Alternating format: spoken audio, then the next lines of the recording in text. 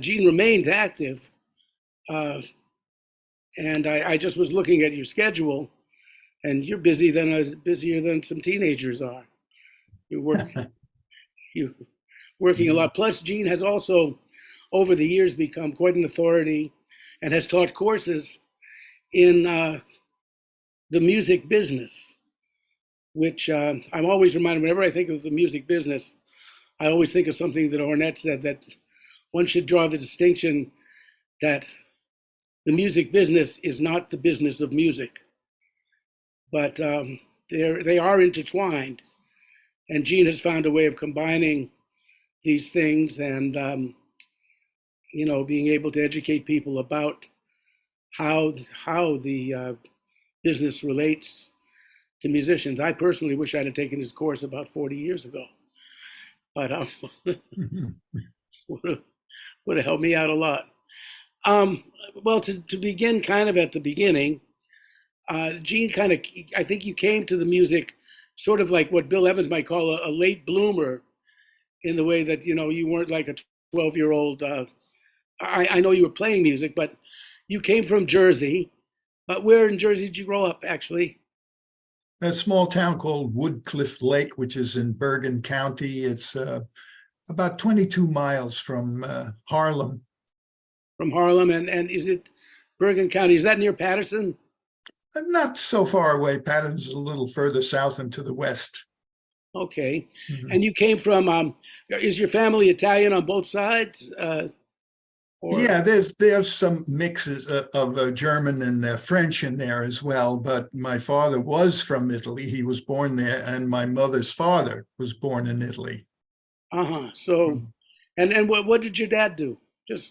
He was a mason, and he worked for his brother when he first came to this country, and he showed me some of the buildings that he worked on during the WPA projects, and then we called the Wobblies then. What's that? They were called the Wobblies, right? I don't know that. Yeah, I don't know that. Yeah. And in his later years, he had his own business with a partner who was a plasterer. So they used to do that. They even, did foundations of houses, but a lot of smaller jobs they did, the two of them. And your mother was basically a stay-at-home mother? Well, she was stay-at-home, but she had her own business. She was a dress designer. And when she was young, she had Mrs. Lindbergh as a customer. And in her later years, because Yogi Berra lived in the same town, Mrs. Berra was one of her customers. Oh, wow. Yeah. And did you have siblings? Did you come from a larger family? No, I'm one and only. That's it. One and only. Yeah. And was music encouraged? Did your parents play any music? Was it? No, my father not, and my mother also not. But she wanted to expose me to it, so she started me on piano lessons at 5 years old. And then you were actually you went to University of Toledo for a year as a kind of business major. And then you got the inclination to go to Berkeley after that. What kind of as a piano player, who were you listening to? Were you majoring in classical music? When did you first hear jazz or who was influencing you? I first heard jazz through a young lady who was a couple of years behind me in high school, and she played in the band. She played alto saxophone, and we became friendly. And she invited me over to her house one day, and she put on this record of the Ted Heath big band out of the UK. And I was so amazed at the feeling of all these players, a big band swinging like that. And that's what got me started in terms of liking the music. Yeah. And you actually got to go to a concert of them. Is that true? And you heard the band live? Yes, that's right. On their first tour of the States, unbeknownst to me, because by that point, I think I had 12 or 13 of his albums. Wow. And unbeknownst to me, my mom contacted him while he was in the UK because I or she or someone heard that he was coming on his first tour of the States. And she contacted him. And when the show was over at Carnegie Hall, she took me around to the stage door, and we went inside, and I got to meet him and Johnny Hawksworth, the bass player, and a couple of other guys in the band. So, right, super thrilled, right? Wow. Yeah. So then you went to Berkeley, and an interesting thing I read in your bio that was interesting was that you sort of came into jazz almost through the back door, in the sense that it said you first really were impressed by the bass and the idea of playing the bass through Charlie Hayden's work with Ornette on The Shape of Jazz to Come. Correct. People, start out with Paul Chambers, Oscar Pettiford, and then kind of head further from Scott LaFaro. They jump into Charlie and do that. But you seem to have started with that. Is that kind of the way it was? I mean, the reason why I became a bass player was that I went to Berkeley to be Bill Evans too. Right. And I'm there for a couple of years, and I'm realizing it's coming down hard on me. There's no way I'm going to be Bill Evans too. And so a friend of mine introduced me to that Ornette record, Shape of Jazz to Come, and with no chord, right? Just trumpet, alto, saxophone, and drums and bass. And just listening to Charlie outlining the harmony that I was able to understand, even though I didn't know the music, but I could hear him outlining chords. And the pulse that he had was so full and fat. And I says, oh man, I could do this. I think I could really do this. So the next day I went to the Berkeley and I said, I quit piano, and I went and bought a $600 K bass and started breaking my hands. That's wild. That's great. And so then, now when you were at Berkeley, it was kind of an interesting period because it hadn't been that long since it had been Schillinger House, right? It made that transition into being Berkeley. You were kind of a part of an early class of Berkeley. And who were some of the other cats that that were going to Berkeley at the time? I mean, I knew there were bass players around Boston. I don't know if you overlapped with them, but I mean, George Mraz and Miroslav. No, I was before them. You were before them. Yeah, the biggest name that was, well, actually, he wasn't at that time, but the biggest name that was a student along with me was Keith Jarrett. And in fact, we had a little trio, little meaning it was just he and I and a saxophone player. His name was Bob Carducci, who could play that saxophone as fast as Keith could play the piano. Wow. And I would just started playing bass at that time, and they're playing these confirmation at 9,000 miles an hour. And I'm playing like whole notes, Right, just trying to hang in there. But the other fellow that was there that really had a big name already was Sadao Watanabe from Japan, the alto saxophonist. Sure. Yeah. Now, was Charlie Mariano teaching at Berkeley at that point? No, he was not. Because Sadao always sounded a little like Charlie to me. He sounded like he had quite an influence from Charlie. And my good friend Yoshiaki Masuo, who you may have worked with with Masuo. I'm not sure if you guys were on that band together, but he played a lot with Sadao in Japan. And Gary Burton wasn't there either yet, right? No, he wasn't. Not when I was there. No. Right. So then you started listening after you heard Charlie. Did you kind of sort of make it a project to hear other great bass players and kind of go back and was John Neves around? Oh yeah, he was there, and his brother. Yeah. Right, Paul, piano player. Yeah. Yeah. Did you? I mean, I was wondering who mentored you, as a bass player, or encouraged you. Anybody you practiced with, or did John Neves?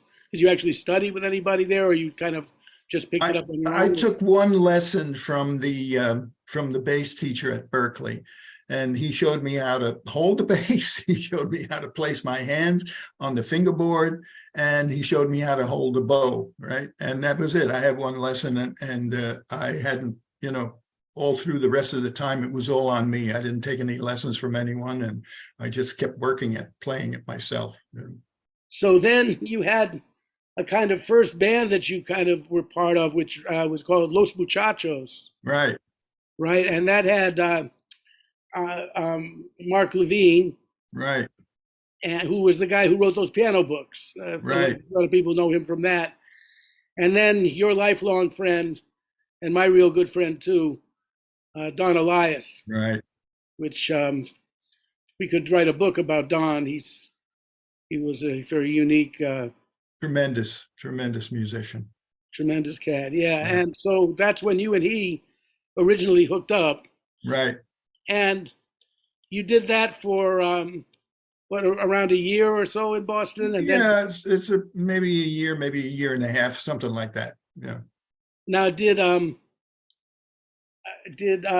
Don go to New York first, or did you? How you know? There's what drove you? Now you're going to move to New York, Right. and what were the circumstances of you deciding to go to New York? Um, well, once the bug bit me and I went to Berkeley, then it was like 110% jazz and listening to everything I could possibly lay my hands on, going to the clubs when the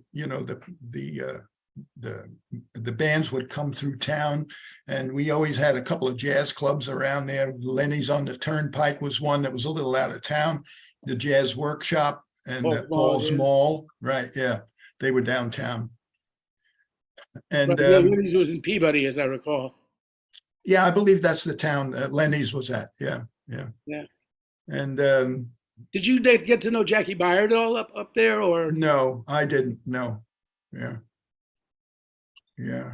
But that kind of, you decided you were going to go to New York. Yeah, And, well, listening to records, and then getting my thing somewhat together, where I was starting to feel comfortable that I could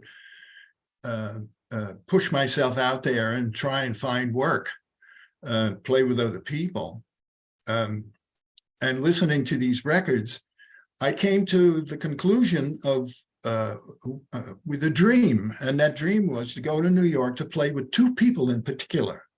And number one was Elvin Jones, the drummer. And the second person, which I never thought ever I would have a chance to play with him, because I started so late on the instrument, and there were so many other players who were technically, and still to this day, light years ahead of me, was Miles Davis, but it turned out that I got to play with both of them in the end. Yeah. yeah, I wondered, when we were talking the other day, we actually didn't really talk about the Miles experience. How did that come about, and for how long, and what was who was on the band, and what was your general feeling about it? Well, it was a one-shot deal. That was it. Don was in town staying with me at my loft, and we got up one morning and he said, "I'm doing a date with Miles. You want to come along?" I said, "Sure." So I had a gig later that night, and took my electric bass with me, fortunately. And I'm sitting in the control room, and Michael Henderson, who was Miles's bass player at the time, he's not showing up. So well after an hour, I hear the microphones are open in the studio, and I hear Don say to Miles, he says, "There's a bass player sitting in the control room." And Miles said, "Tell him to get his ass in here." So I went in, and Miles sang me this line. That was the whole tune. And I picked it up pretty quickly, and it was called Ali. And it was finally released some years later. It wasn't on the original Jack Johnson album. Wow. But it did come out later. What was curious was as soon as I picked up the bass line, then he felt that I, had it under control. As he walked away, he said, "Don't make it swing." so if you hear that track, it's really kind of Ricky Tick, That's an interesting comment, isn't it? Yeah. And you never played with him again. You never. That was your Zen experience, kind of. Well, I had other experiences with him. One was a business experience, and I'd see him once in a while and say hello, but that was the only time I played with him. Yes. Yeah. So then you're in New York, and Don is there, and there's a whole young crop of people coming up. I mean, people like, well, Chick Corea and Joe Henderson and those people that are around, and you're making these sessions. You had a loft, Yes. and there were sessions. I may have even, at some point, I know I played with you at Liebman's old loft when Brecker had it. Ah, I think we played. That's when I may have actually played with you for the first time. okay. But I think there were like a lot of sessions. I know Liebman was doing those things at the Village Gate late at night, like at 2 in the morning or something. They would start and play this very free kind of stuff with Mike and Randy and Liebs and Al Foster and different cats. That was going on. Hmm. And I was younger than everybody, so I would now and then maybe play a little bit, but I didn't. I mostly listened to those, Hmm. tried to understand what the hell everybody was doing. Yeah. But um, so so you were there, and who were the cast that like you kind of gravitated to as friends? I know you mentioned that you knew Chick, pre-Scientology Chick. Yeah, well, in fact, I moved to New York, but not actually in the city. I rented a house just across, I mean, literally just across the George Washington Bridge. You got off that first exit, and there was a dead end street. At the end of that street was this house, and I rented it and would make my way into New York back and forth. But finally, I rented a loft in the East Village for 4 months because it belonged to a dancer, and he got a commission to go to Africa for the summer. And so I rented it from him. And I called Don. I said, come down, man, come on down, this weekend. And He was still in Boston. He was well, no, he was working at a hospital in Providence, Rhode Island. He was living in Providence. really. Yeah. And well, he had a family and kids, right? I didn't know that about Oh, him. yeah. Oh, yeah. Yeah. Yeah. That he had Yeah. done that early. Yeah. Yeah. I'm still in touch with the kids and the first wife and the second wife and the third wife. I picked And up on the third one. Mireille was the last wife. I was yeah, the no, wife. there was one after that. There was one after that. Yeah, Okay. yeah, yeah. Anyway, that very first night, he came down and we were, playing around, just the two of us. And it was midnight, and there was a knock at the door. And what he had done, he had called Chick, who I didn't know. And I went and opened the door, and there was Chick with Joe Farrell. And they came in. We had a jam session right then. Oh, it was been beautiful. So Chick liked the way I played, and he then invited me to come out to his house in Queens. And I went out there 2, sometimes 3 times a week, and we'd rehearse in his basement. And I learned so much from that man. And then, we did some gigs, and we recorded together with Eldon a few times. So it was really, it was just wonderful that I knew him. Chick was a very kind man. There was something that Yeah, just in knowing Chick, my first impression of him was like, gee, this is a genuinely kind human being, yeah, yeah. and yeah. So that must have been that. So that was really kind of your mentor in a way, like Chick kind of was sort of bringing you along. Absolutely. There's some things that he taught me that serve me to this day. I'm sure. Yeah. And then there was gruff Joe Farrell, Joe Ferrantello, who used to crack me up. I loved him. I told you, he used to call me Chirp. He'd say, bird chirped. I was making little squeaks one night. He'd say, you're chirp off the old bird. And I think I told you that I said to him one night, he used to come down to Strikers because I was playing with Chet right around on the Upper West Side near where Joe lived. And then when his wife left and she became a Jehovah's Witness, that was really a trip for him. But one time I said, so Joe, just to making conversation, I said, so you're married, you got kids, and what does your wife do? What do you mean, what does my wife do? She's my old lady, that's what she does. Mm-hmm. Mm-hmm. And he had that kind of thing. But but I imagine musically, I think Joe was very underrated.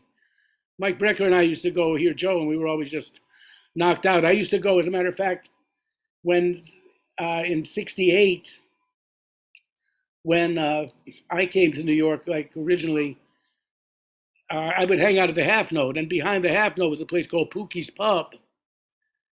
And you must have come in there. That was a trio with Joe and Jimmy Garrison and Elvin.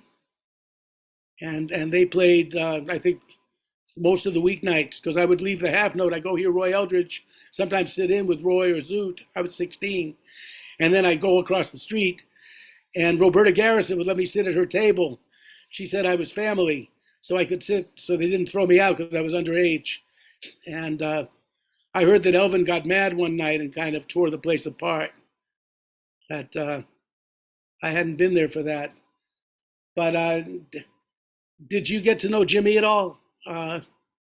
Garrison, no, I refer to him as a friend of mine. Absolutely, yes. Yeah, Yeah, we had a nice warm relationship. It's like I didn't hang out with him, but whenever I'd see him, it was just 100% honest. yeah, he was a beautiful person. I got to actually know him, and he would actually come down from Harlem, and he was in my first band, and he would bring his bass on the subway because I couldn't afford to give him a taxi or anything, and he would take that bass on the subway and practice with me in my little basement apartment on McDougal Street, for hours. And my first wife would make us a spaghetti dinner or something, and and he was just always just so encouraging and nice to me, and you'd learn a lot just by. He had a big beat, didn't he? He had this kind of feeling of wideness. You have that in your time too. I think that's what Elvin liked about it. That some cats play, but they play a sort of narrow time feeling, and you had a more expansive kind of thing in your feeling for time. Mm.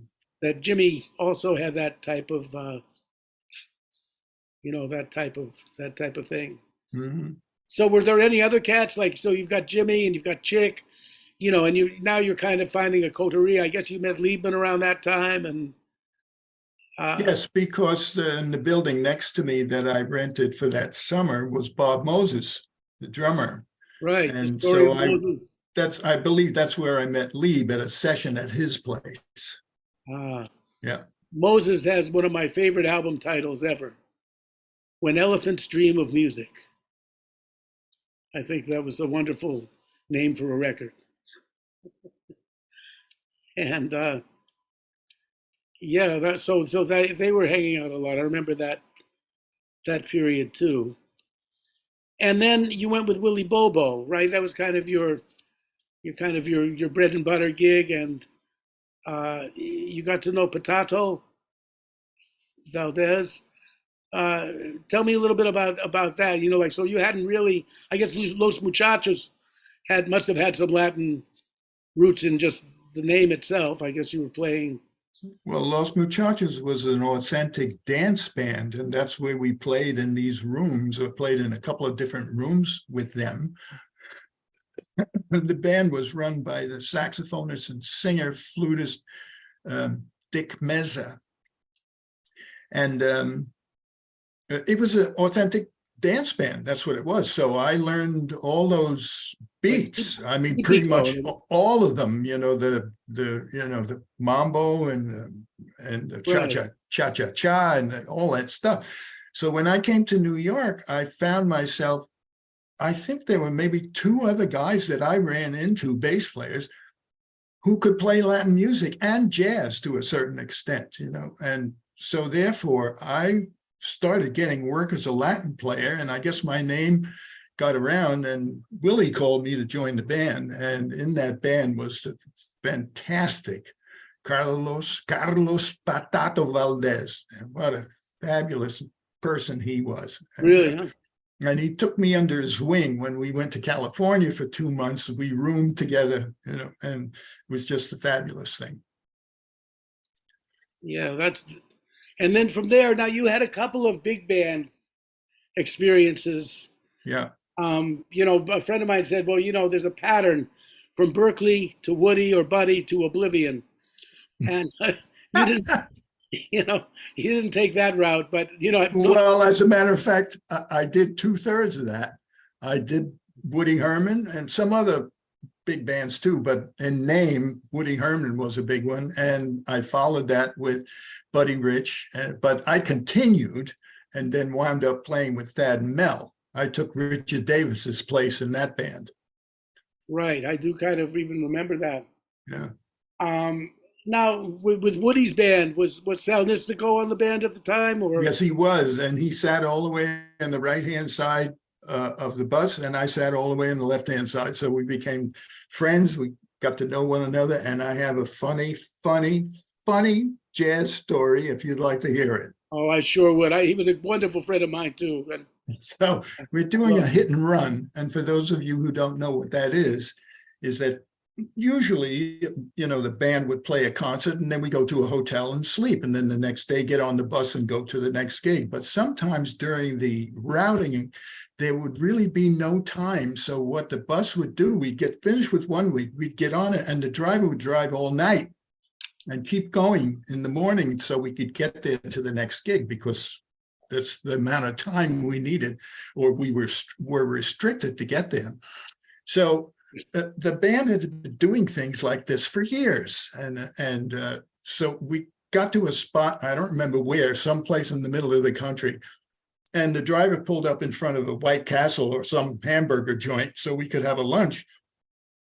And Sal, who was very fast on the saxophone, but he'd take short little steps and walk slow.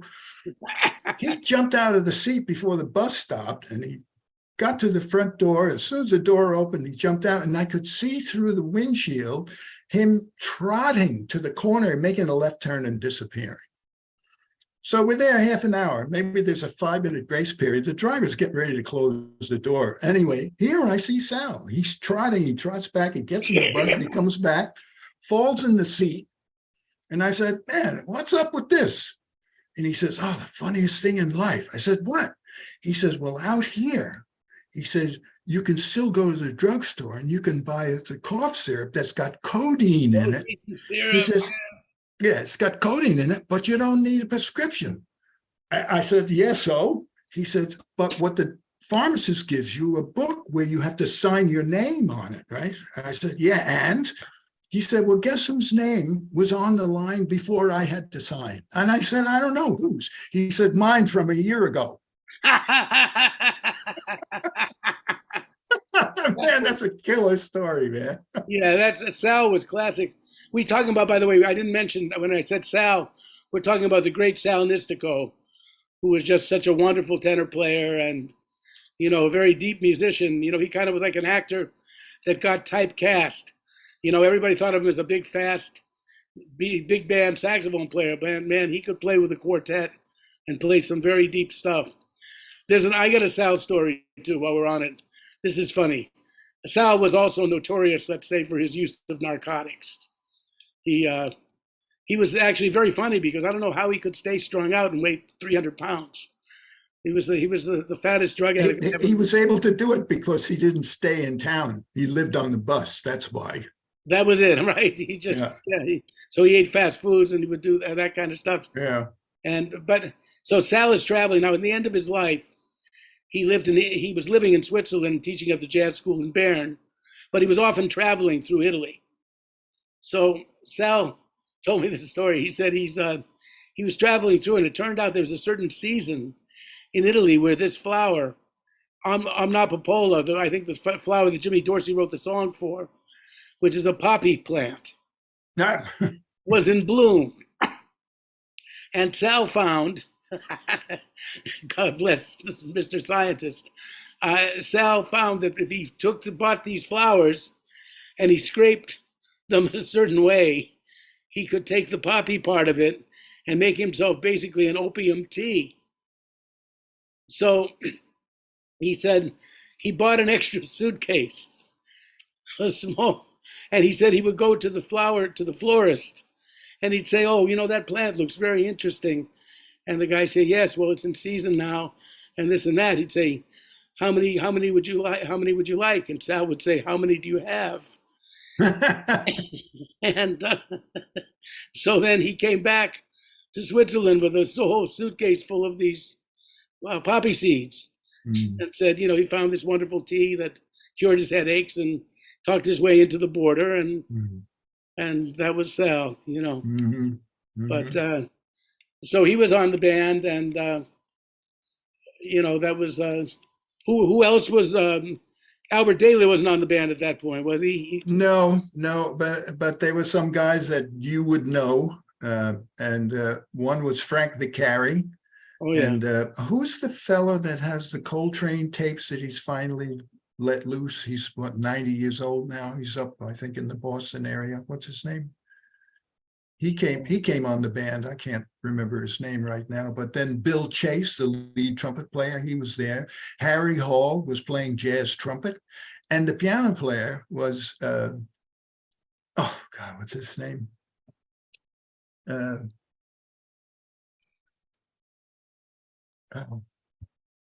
oh gosh, I'm sorry, I can't think of it right now. Anyway, Time does that kind of thing. John Hicks. Oh, John Hicks. John Hicks. There you go. Wow. Yeah. Yeah. Doing very well. Yeah. And yeah, well, the first time I heard Albert Daly, he was with Woody. Mm-hmm. And Woody said, and now, ladies and gentlemen, our other big band. And the whole band left the bandstand and let Albert play Yesterdays. Mm-hmm. And that changed my life. Mm-hmm. We became very close. Later on, not then. I didn't even approach him then, but you know. So now you've got Willie Bobo and you're doing some Latin things. And now there's a couple of things in here that are interesting. You went with Nina Simone. Is that what happened chronologically? Yes. You ended up going with Nina Simone. Right. So that must be an interesting trip. I know she was. I never met her or anything. I heard her perform, on several occasions, and I know she was deeply troubled in some ways. But can you give me an idea of what that whole experience was about for you, and what she was like, and how you came about doing that and everything?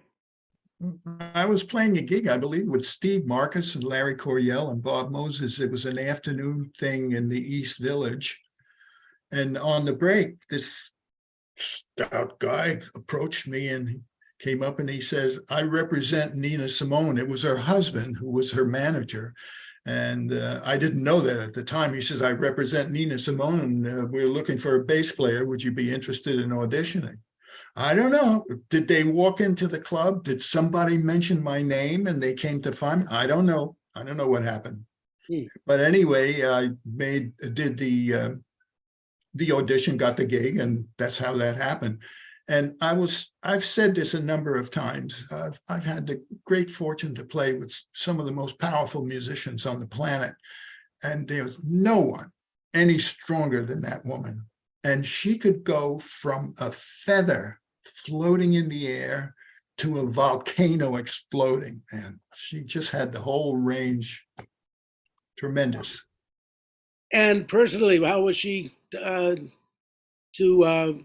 get along with? How long did you stay with her? About 2 years, right? Something like that? Yeah, well, yeah, I stayed with her for quite a while, and then on and off for another couple of years here and there. I'd fill in, but I had a wonderful relationship with her. She was always very sweet, and well, sweet might be a little too much, but very nice to me and respectful, so yeah.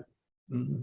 That's nice. You mentioned Larry Coryell. Larry and I got very close later on in his life. He went through another period of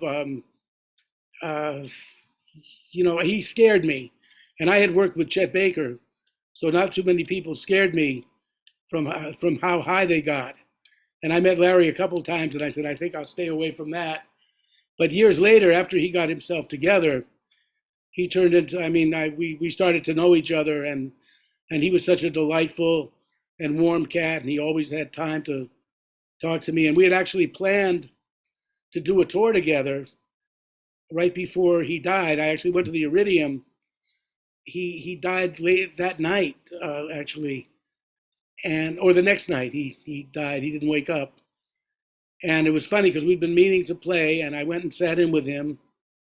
And he wanted to do a trio tour with Ron Carter and him and me, and no drums. And I was all excited about that. And we got this ovation. We played All the Things You Are, and we got telepathic. It was one of those moments where we knew exactly where the other one was going, and and people really loved it. And I said, this is great, we're going to have a ball. And then he was not with us anymore. Mm-hmm. But yeah, well, I met him through the jams early on, and then Steve Marcus mentioned that I was playing with him, and he was in that band. And then he called me his very first gig as a leader was a week at the Village Vanguard, and it was a trio, he and I and Bob Moses. Ah, Mhm. and yeah, yeah, he was a very warm and gentle person. I found him to be. Yeah, well, maybe he was with you, but he wasn't that warm and gentle when I was hanging around with him. Well, that period, that's what I said. He scared me. He was so cold and so into his, I guess you might say, solipsistic. He didn't see anything but him, and then I noticed the change in him. Mhm. We even talked about how he'd grown and how he'd changed, and Mhm. about living. And I got into some very beautiful conversations with him, and I never would have known that in the '70s that guy was there. Mhm. But so after Nina, it seems like you go right to Sarah Vaughan after that? Yeah. Mhm. Yes, I was with Nina in '69, and I did some gigs with her, as I said, afterward. But in January of that was a fluke. There've been many flukes, and fluke meaning just like surprising things that happen, which are unexpected. So Well, I jazz had life worked. is very serendipitous. I I've, had I had worked with Woody already. I had done 4 months with him, and then I was doing the comedy show at the Playboy Club in New York, and he called me and he said, "I've got 2 gigs in Texas and 2 weeks at Caesar's Palace in Las Vegas. Can you do it?" And I said, "Boy, this is my opportunity," because I was really quite frustrated at that point. Because, yeah, I had a good gig with Nina, and that was a good experience. And I had played with a lot of good players, especially in jam sessions and some gigs. I was doing a few gigs with Papa Joe, oh man, yeah, yeah. And that's Papa Joe Jones, the drummer. right. And We did say yeah. that. And so anyway, I said, well, you know what? I wasn't really getting to the top where I wanted to be. And I said, well, let me go to LA and see what's happening. So I got in the car, I drove to Texas and did those 2 gigs with Woody, and then drove on to Las Vegas and played those 2 weeks. Well, the very first night of the gig at Caesar's Palace, 2 amazing things happened. One was when the gig was over that first night, backstage, I'm packing up my stuff, getting ready, to split. This short guy with red hair walks up to me, and first thing he says to me, he says, "My name is Red Rodney." And I said, "Oh, wow, a great trumpet player who played with Charlie Parker, right?" He said, "There's a girl here who wants to meet you."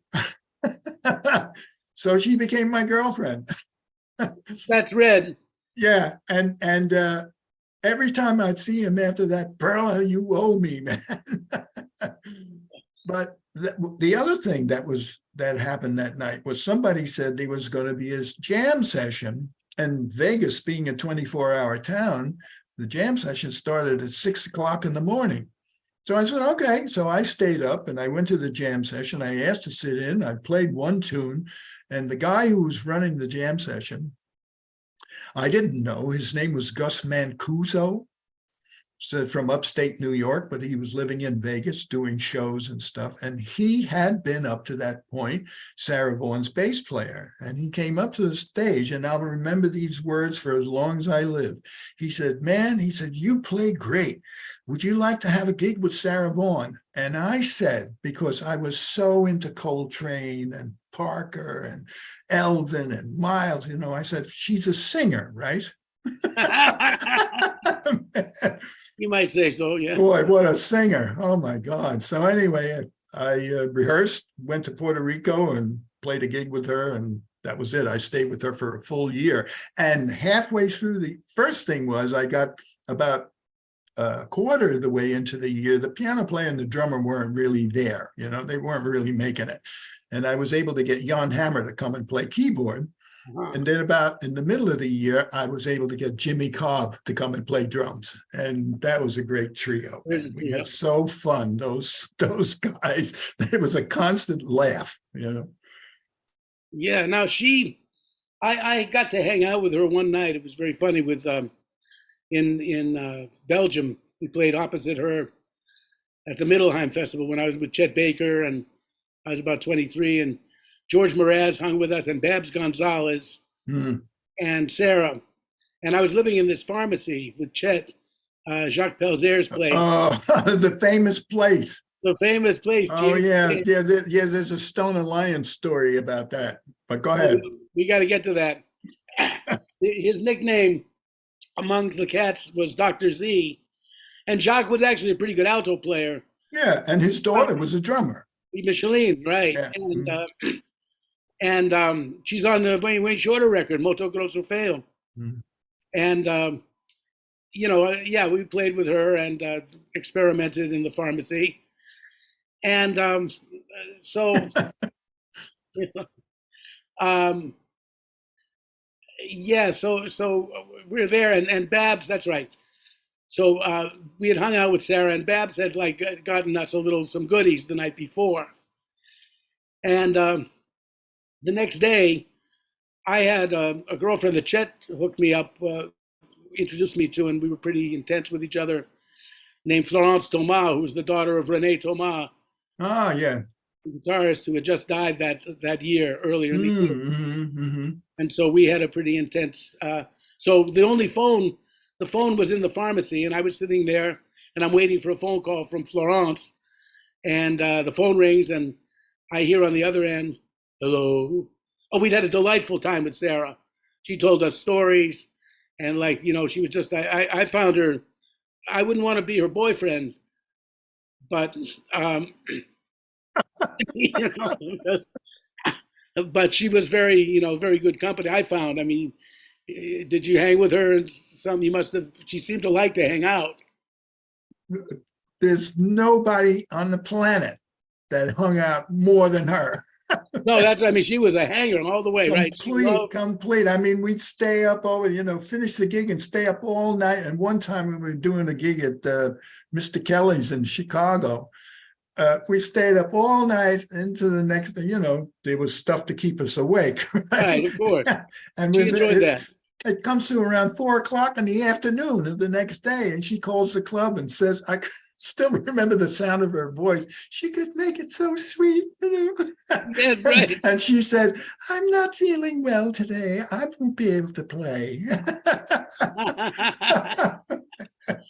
Well, this is a little bit like that. So the phone rings, and it's like, "Hello, Bob. Oh, yes, we had a delightful time last night. That was a lot of fun. Mm. Yeah, man. Is Babs around? Do you think he's around?" I said, "Well, I saw him around. Let me check." So I go, "Hey, Babs." And then Babs comes out of his room. I say, "Sarah Vaughan's on the phone." And Babs comes out without a stitch of clothing on and starts doing this. And so I go to the phone and I say, "Sarah, he must have stepped out for a moment because he's not answering when I call him. Anything I can convey? Can I message or anything?" She says, "Why, yes, you certainly can." And then she proceeded to swear and launch into a diatribe that would shock a sailor. "You tell that jive ass motherfucker cocksucker, blah, blah, blah, blah, that he can blah, blah, blah. That shit he gave us ain't shit. It ain't the shit we had last night. I don't know what the fuck he's trying to." And she goes on like this. And you know what the funny part was, Gene? I tell you this story. It's just so funny because while she's swearing and hollering and talking about how mad she is at Babs, I'm transfixed because it's Sarah Vaughan's voice. Mm. It's still beautiful. Yeah. Even though she's using this language that I've rarely ever heard a woman or a man use. Yeah. And but so that must have been nice. Now that and you left the band now. So then you're with Sarah. You're for a couple of years. You're kind of No, just 1 year, 1970, January to December. okay. Mm-hmm. And so when you left her, where what was your next step? The following January, I got the call from Elvin, Okay, so there's a big 1971, January. so 1 year in between you're freelancing and you're and No, I said 70 with Sarah and 71 with Elvin right away. oh, right away. So 70 Yeah, and 70 with Sarah, and then right away. right. Well, how did that come about? Had you sat in with Elvin? I mean, a lot of I people. sat in with Elvin twice, three times actually. The first time when I was still trying to be a piano player, went to New York from Boston, and I heard he was playing I already knew that I wanted to play with this guy. And I went to the old 5 spot, and he was playing there. It was late at night. He was drunk at the bar. And I said, Mr. Jones, can I sit in? He said, yeah, let the piano player play one tune and then you come up. So that's what happened. They played one tune and he called me up, and I sat at the piano, and he said to me, he says, what you want to play? And I says, nothing too fast. He said, me neither. So that was one. Then I became a bass player. And then the next time I sat in was at Pookie's Pub. And Wilbur Little was the bass player at that with Joe. And then, I don't know, some months later, I went by and I sat in again. But I don't think Elvin connected with me or whatever, So then I was in with Sarah Vaughan in where the hell were we? Oh, I was in Boston playing a Latin gig with David Earl Johnson, the conga drummer. And I had my electric bass. That's what I was doing on that gig. And I'm standing in the middle of the afternoon and at the old Berkeley School lobby, and the phone call comes in, and the receptionist sings out to me. I was standing there with some friend. He says, it's WGBH TV, and it's Elvin Jones, and he needs a bass player right now. Whoa, man, I ran out to the car, put my foot on the floor. Thank goodness there weren't any cops around. I got to the TV station. I knew where to go. Went in, they had an Ampeg baby bass amplifier there, and I'm trying to get it, plugging in. I get there like 15, 18 minutes before a live TV show, and it's just Elvin and Joe Farrell. What happened was Jimmy went to New York to, I don't know what. He missed the plane, so that's why they were looking for a bass player. So I'm trying to get a sound on, and Elvin is pissed. You can see he's pissed about that. He's now put in this situation playing with this white guy, who probably doesn't know shit from Shinola about, what we're doing. Not happy. And I wasn't really sure what tunes they were going to play, but Joe was cool. He called it blues and so forth. And he's singing the melody, and it's going one ear and out the other. Anyway, bang, next thing I know, we're playing. And I have a copy of this thing. I went back, and you can hear at some points I kind of drift off the time a little bit. But for the most part, I got in the center of his beat, So when the opportunity came with Wilbur Little, that's when he called me. So I think it came from that TV thing that he heard that I had the beat that he could deal with, Yeah. Yeah, that's interesting. So then you stayed with him, and the first band you said was Joe and Frank Foster. Correct, quartet, yeah. And that band kind of took a big change of direction. I think there's a big change in the direction when it becomes Liebman and Grossman. Absolutely. That was, I guess, from even repertoire-wise and everything was probably quite. Yeah, well, what happened was that Elvin landed a gig in Ottawa, Canada, over Christmas and New Year's, right? This was like 1971 into 1972. So we went up there, and the snow was above the cars, but we played that gig, and we rehearsed 10 days, 5 days the first week and 5 days the second week, and almost all new material. Steve brought in a thing or two, Liebman brought in a bunch, I brought in a bunch, and we got that music together. And then we came back to the States, and then by that fall, in September, we went out to Los Angeles and played live at the Lighthouse, and it got recorded. And that record was a big statement. that a lot of saxophone players really got turned on by that, you know. Yeah, that was a different, a different direction. It was sort of Mhm. the extension of Coltrane's, Yes. you know, Yeah. uh, In fact, in a radio, I have a copy of it as well. I did a radio interview. I mean, I went along. I don't think I did any talking, but at some point, Elvin said, and like I say, I got a copy of him saying it. He says, after John Coltrane comes Steve Grossman. uh-huh. Yeah. Well, now Steve, there is a character that Oh, boy. very unusual guy. We kind of were around New York as teenagers at the same time, and he was playing alto. Mm. And Pete Yellen Oh, kept. yeah. Pete Yellen was not nice to me. He'd say, "Yeah, you think you're good, but Steve Grossman's much better than you."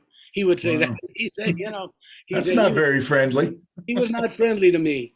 Yeah. He, I don't know. We won't have to discuss Pete. We became more friendly later in life, Mm.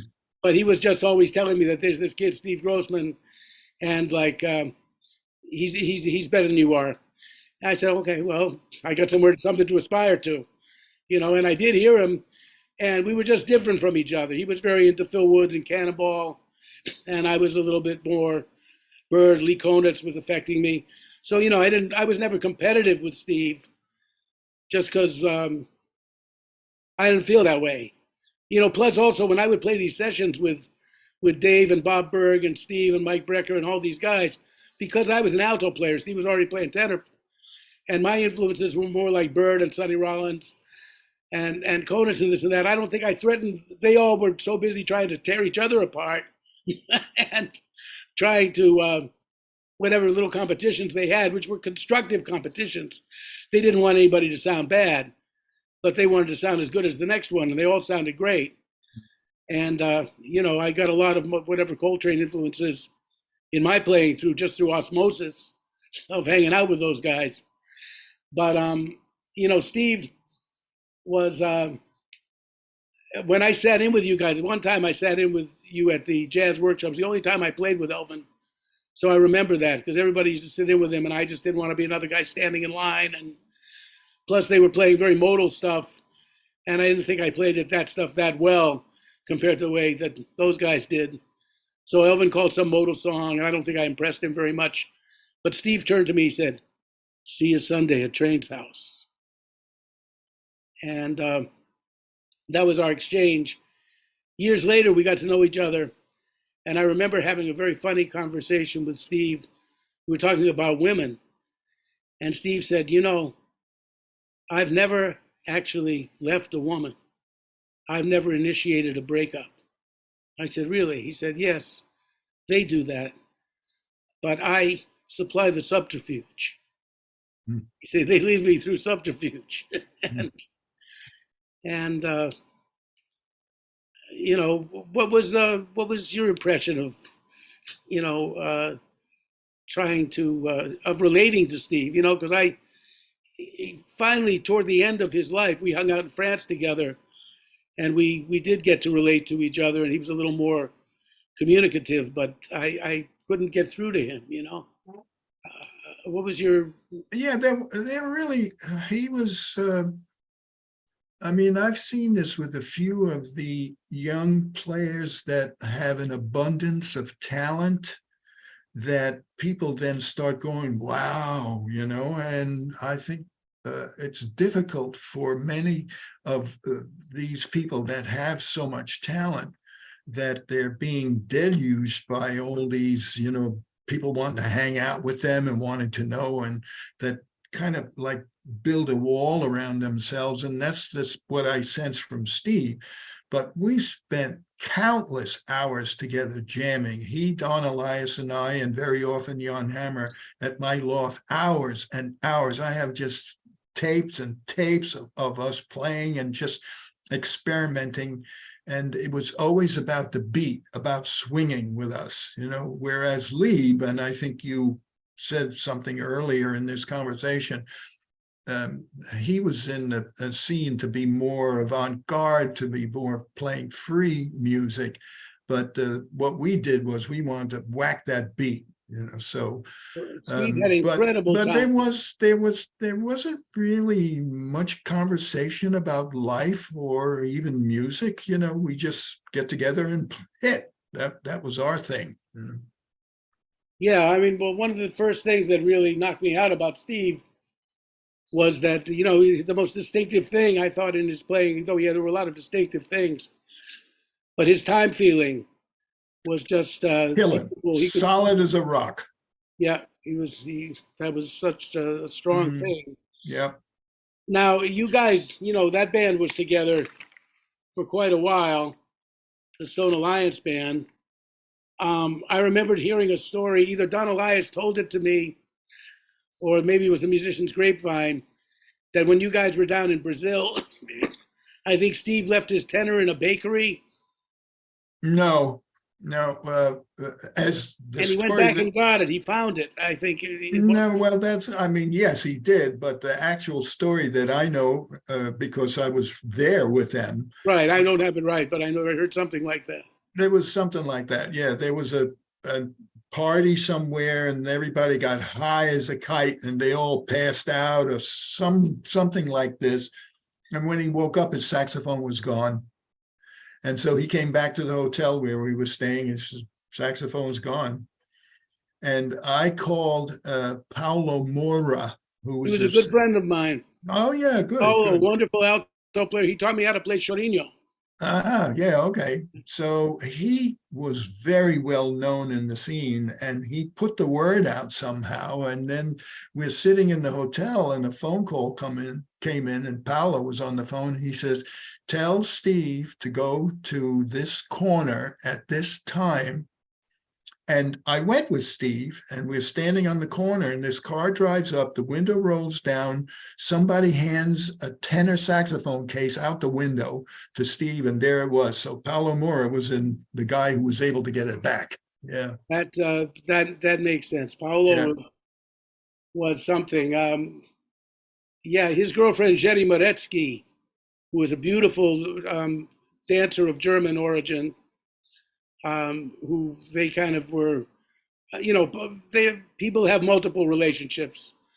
Let's say in Brazil is, it's a hot country, and everybody's kind of, Hot. hot. Yeah. So I actually had introduced them, and their relationship lasted for quite a while. I was down there for 7 months in 1974. I was working with Johnny Alf. I don't know if you knew Johnny Alf. They called him O Pai do Bossa Nova, the father of Bossa Nova, and Lucio Alves. And I got to know Paulo, and he wanted me to stay. I went back to join Chet Baker again, but he wanted to do a record with 2 altos and the nucleus of a samba school. And I wish I'd have done that with him. But, he was a beautiful person. Mm-hmm. So tell me about you. You said you ended up spending 6 months in South America with Stone Alliance, right? And how did that come about? And was that like your first kind of real tour with the band, or what? Well, prior to that, I wouldn't want to skip over my next experience that I had after Elvin, and that was in 1974. I spent about a year, and then I did a few gigs afterwards with Sonny Rollins. Oh, I was gonna get to that. Yeah, but that was before Stone Alliance. All right, so let's not go there. You also had one experience with Frank Sinatra. Oh yeah, that was I can tell you that story as well. Yeah. Mm. So, well, let's keep. We're going chronologically. So now the Elvin thing, you did that for 2.5 years solid. 2.5 years. Mm-hmm.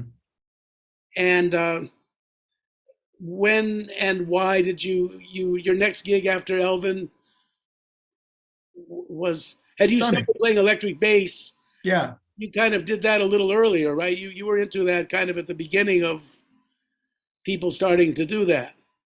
Yeah. I mean, I played electric right, I don't know, pretty much when I took up the upright. It wasn't long after that I got an electric bass because I wanted to be able to play both. Right. And you played a lot of electric with Sonny, I think. It was only electric. That's how I recall. And I Mhm. wondered, was that Lucille's idea, or did you want to do that, or how did that, Mm, come about that you ended up being electric?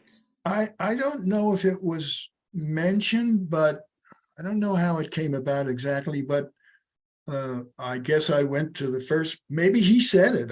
I don't recall that. Maybe he said, bring your electric at the audition. So how Uh, did that come about with Sonny? So you left Elvin, and the I don't next know. I got a phone call from Sonny. He said, you want to audition? I need a bass player. That was it. Yeah. and So I did the audition and I got the gig. and you were about a year and a half, 2 years with Sonny, right? No, I was 1 year, I think, or maybe not quite, maybe it was 9 or 10 months. And then I played a few gigs afterward with him.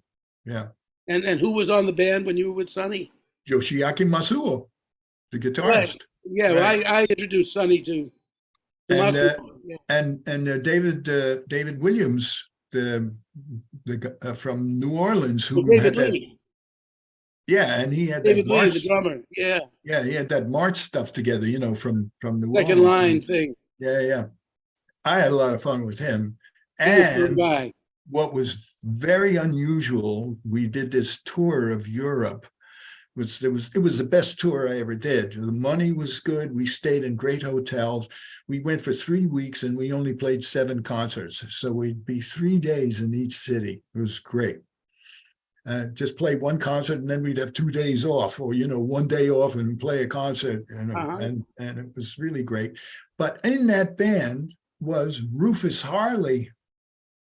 The bagpipe player. He was playing bagpipes and soprano, And he would play Swing Low, Sweet Chariot. and he had these bishop uniforms, with the big tall hats, and these capes. I don't know if they call Scotch capes. plaid.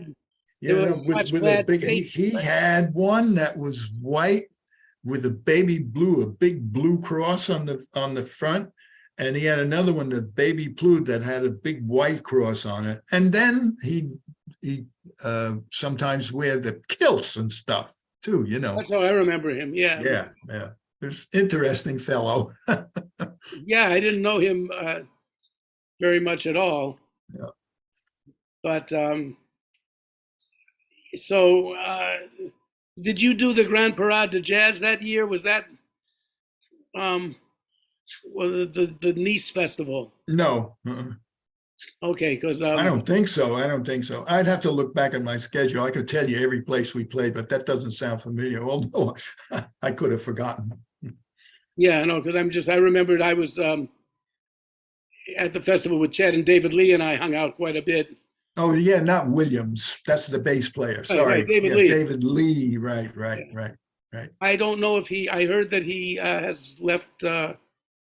He's no longer with us, Yeah, it's a couple of years back. Yep. and he had some psychological problems. Yeah, that he seemed to have gotten over, although I didn't see him after that. But he did come back to New York. He was in New York for a while, but I never hooked up with him again. Yeah, it's funny because I never saw the dark side of David. I knew him as a buddy, and we would hang out and try to find women together, and we were just two young guys pursuing life, and we played quite a bit together. And then all of a sudden, he just wasn't on the scene anymore, and then Yeah. he told me he'd had problems and was institutionalized, and Mhm. I, that was sad. By the way, Matsuo says hello. He called me yesterday. Oh, good, good. He's Yeah. living in Hawaii part of the time. Hello back. I will. And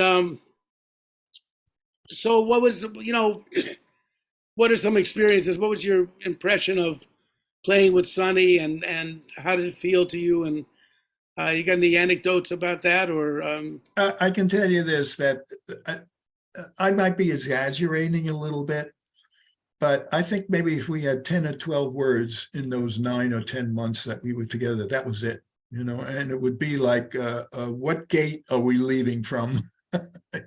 really? Yeah, there was no conversation, no talking. It was just get on the stage and hit. That's what it was. Oh, that's interesting because, Yeah.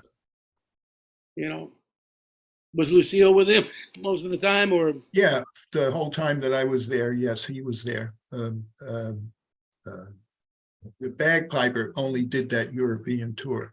The rest of the time it was a quartet. Mhm. So, so now from Sunny, is that where the Stone Alliance story kind of really? Yeah, 2 years later, 76, that's when that started. So you're leaving Sunny, and then you're playing around New York, playing with different cats and doing that Yeah. kind of thing. Mhm. And now your record company and all that, that comes after all that. No, it doesn't. No, the record company started when I joined Elvin in 71. When Liebman got in the band, we were playing gigs someplace. I don't remember if it was Detroit or Toronto or Chicago, someplace. And after the first night of the gig, we were in the hotel and I see Lieb in the lobby and I hadn't spoken with him. I mean, we played the gig, but now I saw him and I said, yo, man, what's up? What's happening? He says, oh, I'm so frustrated. He says, I'm been shopping this tape around of my trio with Frank Tusa on bass and Bob Moses on drums. We call the band Open Sky. And I've sent it around to all the record labels and nobody wants it. And I said, well, I'm curious. I'd like to listen to it. So he took me up to his room and he puts on a cassette and I listened to it and I'm impressed. I said, wow, this is really something really nice. And it just, Bob, it just came over me like a number of things in my life. A thing comes into my head and I say, okay, I'll do it. He says, what do you mean? I said, I'll put it out. And that started 6 months of me trying to understand how do you make an LP.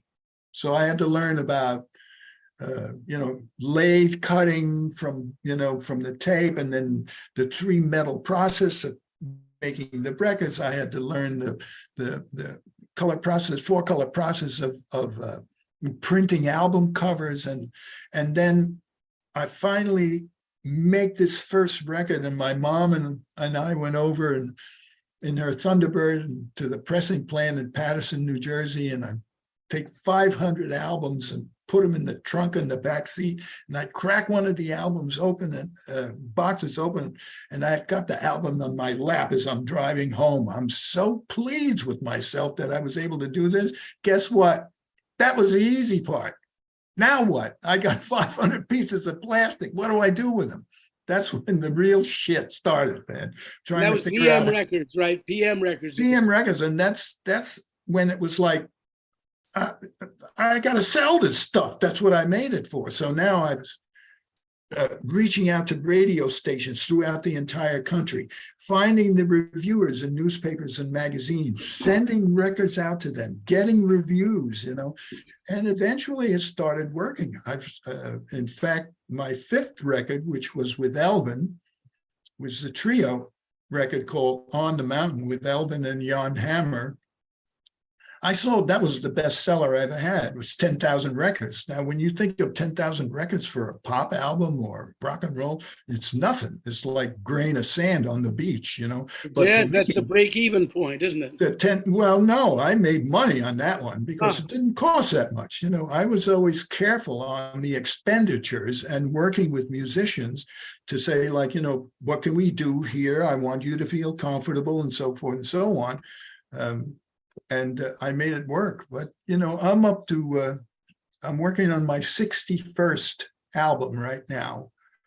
And I tell you what, there's really no sales at all to speak of. No, some people still buy CDs, right? But where it's at, and some people will, the major sales, which are minor, are MP3 purchases.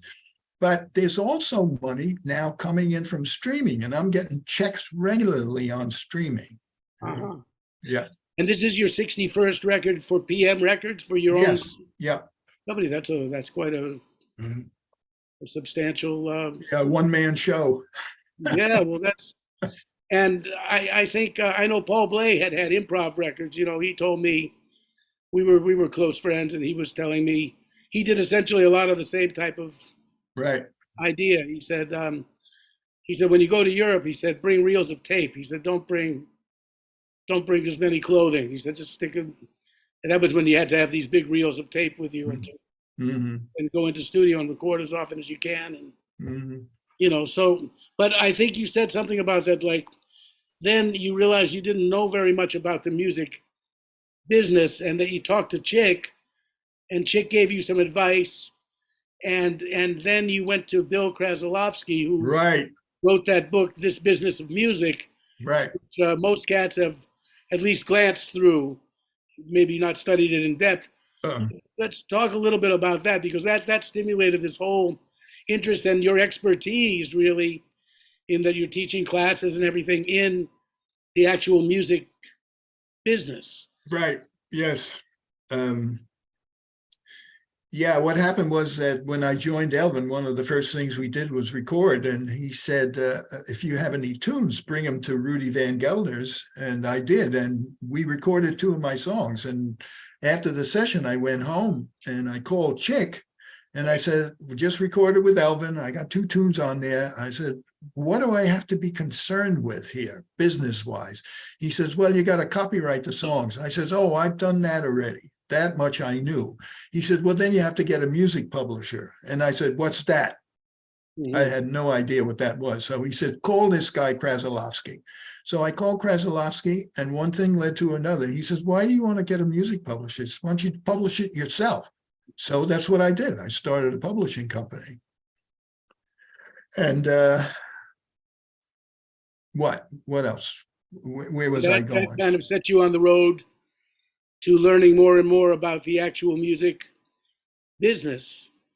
Yeah, this is before I started the record company. So I really, was getting involved in the business. And I guess because when Liebman said to me, I can't get this record, nobody wants it, I already knew enough, I guess, to say I'll do it, because I felt confident that I could, or at least I was hoping that I could. You got the inclination to do it, and you're strong-willed and you could push that through.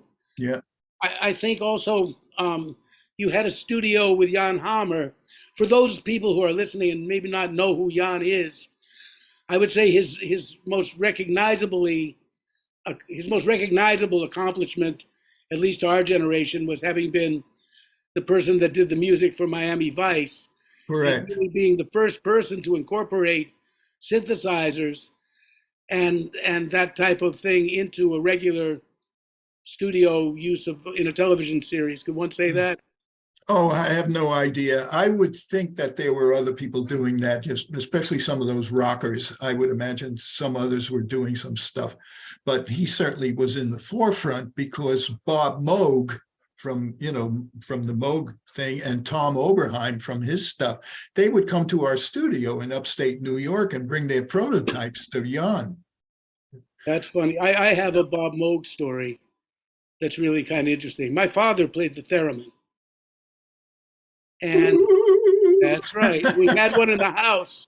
And as a little boy, I would sit behind the theremin. That was along with the piano, that was my first instrument.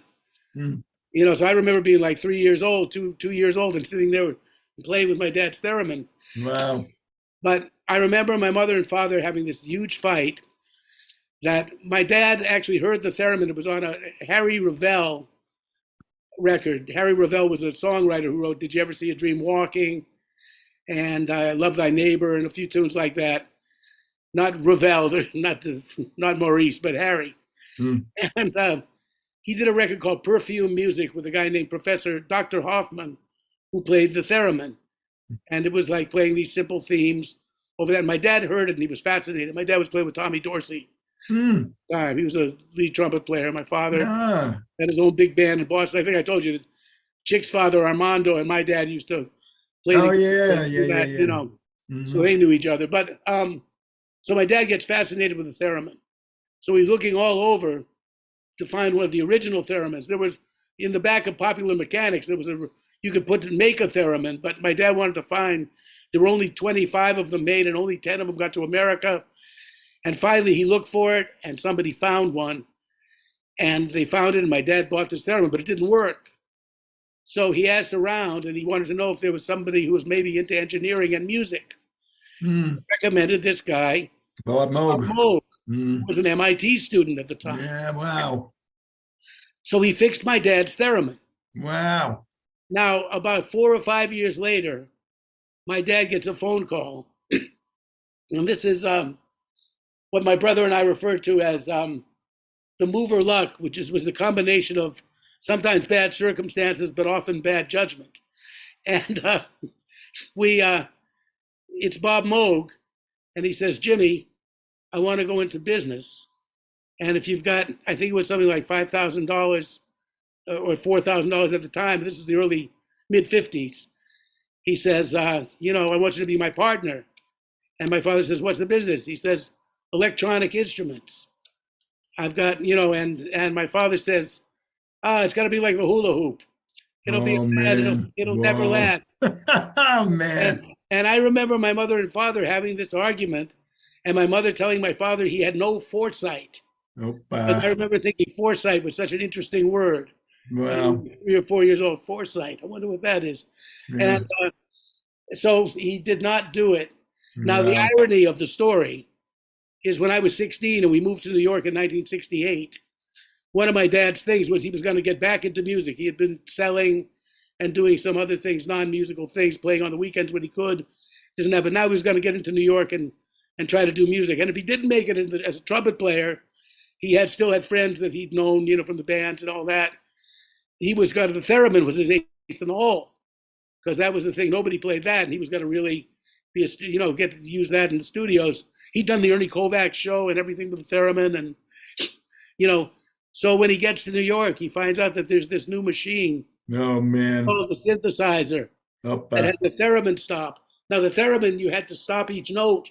You couldn't play really fast. Though there was one lady, Clara, who could play it fast, but very few people. But on the keyboard, you could get the theremin sound, and you could be running around like Coltrane. And so my dad, it turned out to be his downfall. Did he go home and apologize to your mother? They were well divorced by that time. Oh, okay. It was merciful for everybody involved. Now the other thing, oh yes, you were going to tell me a story. I was thinking we were talking about Dr. Z. Jacques Pelzer, as cats used to say, whenever something's wrong with me, I go and visit Dr. Z. And, we all had a little period of, I said, living in the pharmacy with Chet Baker was like being on the North Pole with Santa Claus himself. Yeah. And, Jacques and Chet, and 23 years old, and, I survived, and I was fortunate. But, what, tell me if you don't mind, your Stone Alliance story and your little experience with Jacques. Yeah, well, I think it was mentioned briefly, but just let me say, we put the band together. We had a few gigs in the States, and then I landed a job through the State Department again, because I had made that connection to bring Elvin to Chile. And then we went on a 15-day tour of Chile, Grossman and Elias and myself. And I met this fella at the embassy, and we started sending telexes around to all the countries, and we wound up staying in South America for 6 months. Wait, now, was that the Fine Wine Trio, or you were already? No, this is Stone Alliance. That was Stone Alliance. Stone Alliance, yeah. And then so we finished that. Grossman wouldn't come. I had gigs in Central America that we had to cancel because he said, I'm staying here with this lady, and I'm going to marry her before I come back to the States. So he was there for a while, but then we came back, and then that fall we went to Europe, and we did a tour of Europe. And at the end of the tour, we had 2 weeks at Ronnie Scott's club. And actually, we had gigs after that, too, in Scandinavia. So the first week was opposite Joe Henderson, and the second week was opposite Stan Getz. And I tell you, the way Grossman was playing, phew, man, he would have burned those guys up. Not to take anything away from the two of them, but Grossman was so hot. But he went to Jacques' place and then said, I don't have any money to get to London. And we had been through so many trials and tribulations with that guy in Brazil, and, threatened with going to jail and fights and all this kind of stuff. And it was just like, I just had enough, And I said to Don, I said, look, I'm done. So I had to cancel those gigs, and that was the end of that band. Oh, But so that's the Jacques Pelzet story. that's Yeah. that's sad. Like, Yeah. Should I have somehow managed to get him there? Maybe I should have. I don't know. I don't know. Steve was one of those cats that, like, a friend of mine used to say, he just can't take yes for an answer. Yeah. And Yeah. he was.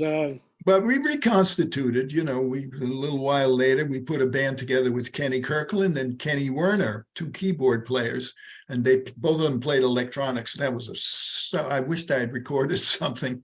I didn't get anything recorded with them. That was so fun, that band. And then we kept with Kenny, and we got Bob Mincer. And then we did a bunch of tours with that band.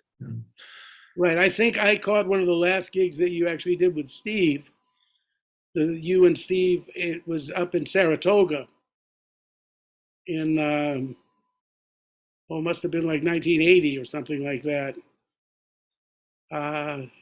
Maybe that was just a one-time hit. No, no, we never played together again as Stone Alliance after that. You never did, so it wasn't No. Steve. Maybe it was Mincer. Mm-hmm. Yeah, well, that was. Yep. Now, let's just, before we go, Yeah. I just want to talk a little bit about relationship, love, children, women. Okay. Well, while we're on that, Mm-hmm. you've been together, married, or whatever, Yeah. with the same person for a number of years. Mm-hmm. How long have you been together? Well, she's my third wife, the one I'm with now. Yeah. So on a Charlie Mariano tour with Don Elias in Europe, I met my first wife in Zurich, Switzerland, and we lived together for 7 years, and then finally got a divorce after 10. And then I met this woman when I was Swiss? Was she a Swiss woman or a European? She was Swiss, yeah, she Right. was Swiss. And then I met a New York City gal that was living in White House Station, New Jersey. She was a horse person, and someone had told me I could go to her farm because I was doing sound effects recording at that time for a company that made those, sound effects available for people that want to use them in various productions.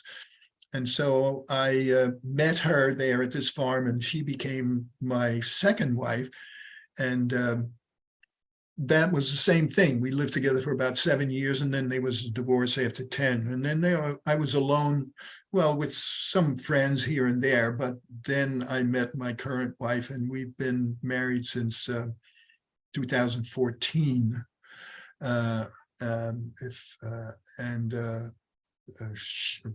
Both of us were, older folks at that point. So, there were no children. I had no children, my second wife, but my first wife and I had 2 kids, and we adopted both of them from Colombia. Oh, really? So that's a thumbnail sketch of the marriages. Yeah, well, I mean, most cats have been around a few times, I remember meeting Benny Carter in Brussels. Chet and I went to hear Benny at this club one night, and I was having a delightful conversation with him. And finally, toward the end of the night, he finished his sets, and we were, saying, he says, "Well, I better get up." He said, "I've got to bring a sandwich to my wife." He said, "Wonderful woman, very happy." I said, "Oh, that's great to know. Your first wife?" He said, "No, my fourth, but wonderful woman." Yeah. Well, what can I say? I just thought of something. I don't know. We were talking about the various relationships that we go through, and Yeah. I don't know. It slipped by me. Yeah. What's Jan Hammer doing these days? Not much. not much. I think he's not going to be performing anymore. Uh-huh. Yeah, I just saw him recently. When we drive up that area, we usually stop. I see him a couple of times a year. We stop by for a coffee, and it's always a very sweet conversation. Yeah. One other thing, Charlie Mariano, did you work frequently with Charlie? And No, no, no. We shared a girlfriend in the early days. really? Yeah, but yeah, we hooked up later on, and then we did this tour of Europe. We made a record, very nice record, and he was a sweet man, really a He was a sweet beautiful person. guy. Yeah, I only very. met him once Mhm. at a party at Mike Knox's house, and I think I've told this story before, but it's worth it.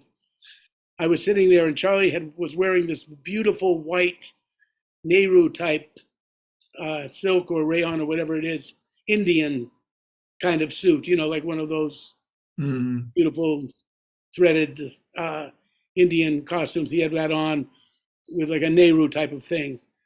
And, he just looked great. And I was very excited to meet him because he was one of my favorite alto players. And I had a lot of questions to ask him about life and music. And he was just about living in India. He was hilarious. I said to him, in India, I was reading in Yogananda that the word for musician is in Sanskrit translates to he who sings the praises of the all in all. And was your teacher very like pure and like straight laced and this type of thing? He says, not my teacher. He said he was a great musician. He said this guy could really play that nagaswaram. He was just the Indian type of saxophone. He's a tremendous musician. He said, but unfortunately, he was a fucking drunk. Died at 30. Wow. He said, and Charlie had talked about how his greatest thrills in music was actually getting to play with Charlie Parker. Mm. And the second greatest, or the other greatest thrill he'd had, was he had to practice outside the temple. Mm. And then one day his teacher said, now you're ready to come into the temple. Wow. And he felt this was the most wonderful thing. But while we're talking, it's Mm. this big, Mike Knock had this big New York loft. He was married to a Brazilian woman at the time. I And went to their wedding. right, it was, yeah, well, I believe that. Mhm. And, so they're there and it's everybody, it's like one of those, looks like Breakfast at Tiffany's, the New York party scene, people bumping into each other. So I'm drinking red wine. And as I'm talking to Charlie, I've got this glass of red wine and somebody bumps into me and the red wine Goes spills on his shirt. all over Charlie's suit. This beautiful white suit. Uh-oh. And Gene, I'm mortified. I'm sitting there going, oh man, one of my favorite alto players, and we're just getting to know. I go, Charlie, please send me the cleaning bill. You're here, you're in town for the week. He was going to do a week at Sweet Basil with Knock. I said, so, please send me the bill. I'll take care of it. I'm very sorry. I'm very sorry. And I'm apologizing profusely. And Charlie looks at me and says, well, I think that you should get another glass of wine.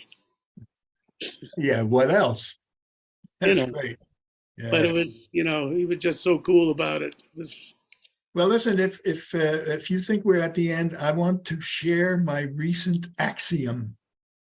I would love to hear that. The greatest thing that a human being can do is play music. And the greatest music that a human being can play is jazz. I couldn't agree more. Mm. Mm. I think that it's, that it's such a gift to be able to do what we do. Yeah. I thank the Creator every day for having the ability to do it. I mean, and even with my emphysema, thank God I can still play my horn, Amen. and it still works. It's that question of I couldn't close with anything better than that, except for a big thank you, Gene. Oh, man, my pleasure. Thank you. It's been wonderful to get to really sit and talk about these things. Mm-hmm. Mm-hmm. And I wish you many more years of health and happiness and music. Yeah. Yeah. And life. And I'm so glad we got to do this. Well, I'm playing with Liebman on Labor Day. Again, I'll be playing with him. There you go. Yeah, we're doing a festival out in Long Island. Yeah. Oh, well, say hello. We just did 2 interviews with Dave. We had a good time. Ah, that's great. We actually did 2 weeks. Mhm. And I'd like to thank Gene again. Thanks so much. And I'd like to thank everybody that tuned in and everybody that's going to tune in and watch this in the future. And as you say, welcome to On the Real Side. And if you did enjoy this and like this, then go through whatever the process is in the internet and give us a like. And I thank Jessie Kaiser for her technical ability in putting us all together here and making everything work. It's always a pleasure. Yeah, and I think that just about that certainly covers all my notes here. And oh, yeah, the one thing I didn't get to know, your Frank Sinatra gig. Ah, What was that like? Just okay. So what happened was there was a fellow in Brooklyn, a tenor saxophonist. He just passed recently. What's his name? Maybe I'll think of it. Anyhow, I was playing in his big band, and we basically just did rehearsals. I think we may have done 1 or 2 gigs. Pat,